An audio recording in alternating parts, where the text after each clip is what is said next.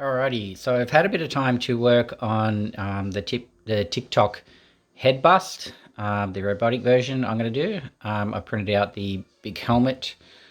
I'm just waiting for some different types of rub and buffs. I'm not happy with this kind of antique gold. I want it to be... I actually got a copper one, so I want to try the copper, maybe a combination of the brilliant gold and the copper. So I'll just wait for the rub and buff to come before I continue any more on the actual model itself. But I did have time to do the eyes because I was not happy with the first eye I did.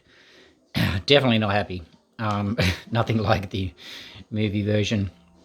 But to get that green, I actually used a Monocure Crystal Clear with the Monocure pigments, the blue and green, blue and yellow, sorry, to get a green. And these are the colors, the pigments they are discontinuing, and I think that's why they're discontinuing it, because you don't really get a translucent. I mean, it defeats the purpose of a crystal clear.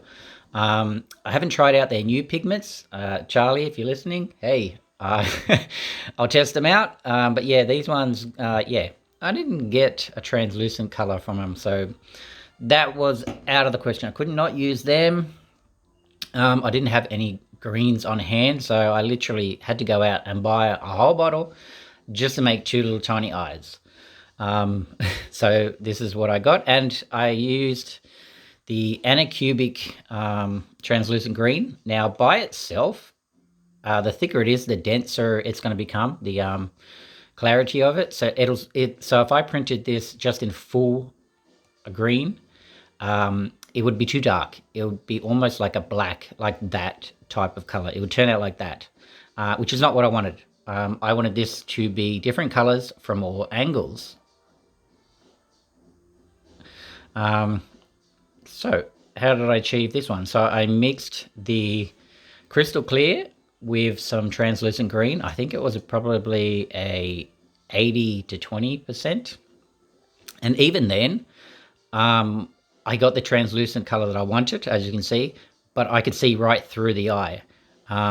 So you could actually see my finger. Now, when I finally do these and install these into the actual model, the mechanism for the eyelid, which is just a fraction bigger than the actual eye, so it's very, very thin.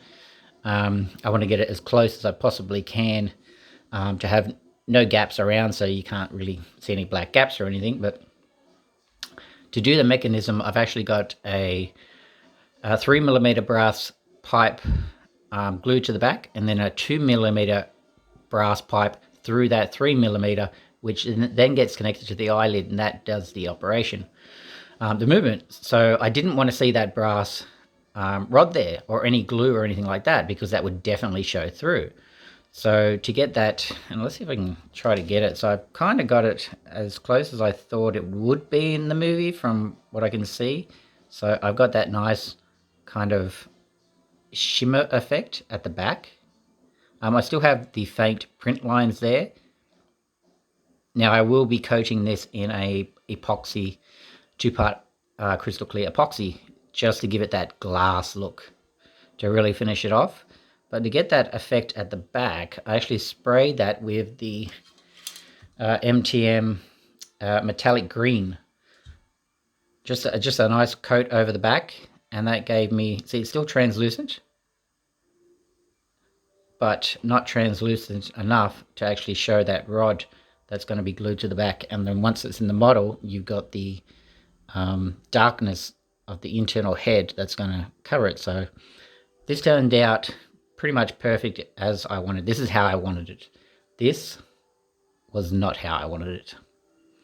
So even though I spent a small fortune, I mean, if you added up everything, the bottle of resin, the crystal clear, I mean, we're at 120, 40, another, I think that was, I think 15 or 14, and then the two-part crystal clear resin I'm going to put over the top. It's a lot of process just to get two little eyes.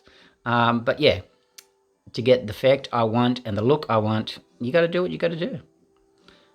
So that is the eyes for Tik-Tok. So moving along with him. I can't move as quick as I want to because I'm waiting for the rub and buff. I can't install the eyes now because I could potentially get rub and buff over these eyes, and you don't want to get rub and buff on the lenses, so I won't be doing the eyes until it is completely finished with the rub and buff. So he might be another week, maybe another 2 weeks before we can actually see him moving. But he's coming along well, and I'm very happy with the eyes.